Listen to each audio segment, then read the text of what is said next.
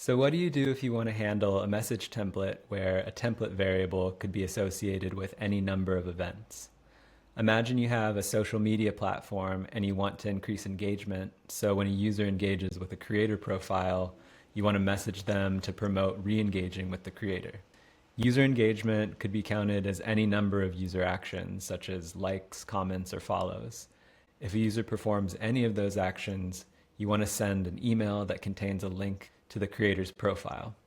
The creator's profile ID would, in this case, be the template variable you're looking to fill in your template. Here are some example events of each engagement type. We have liked, commented, and followed. All of them have a creator ID property, which can be amended to the end of your platform site URL to create a link to the creator's profile.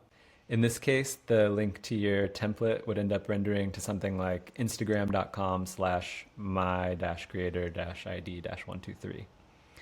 Now let's go to Dittofeed and create a new user property. We'll call it last creator interacted and use the any-of property type. We can add multiple performed properties corresponding to each user event we care about. So let's first put followed as our event name, and the property path will be creator_ID, since that is our property name here. Add another one for liked, and we'll put the same property path. And finally, add another one for followed. Your example value here can just be my creator ID 123. Click save and you're ready to make a message template. So let's create a new template. I'll name this creator re-engagement email.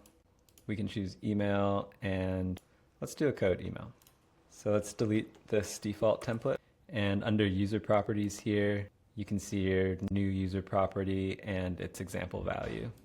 In this editor here, I'm just going to paste in a simple MJML template. And as you can see, we have this user.lastCreatorInteracted variable rendering the user property here. So now if I try to click this link here, it'll link us to instagram.com/mycreatorID123, and looks like there's no user using that handle, so up for grabs. All right, so back to Dittofeed and hit publish on your new template, and you're ready to use this template in a journey or broadcast.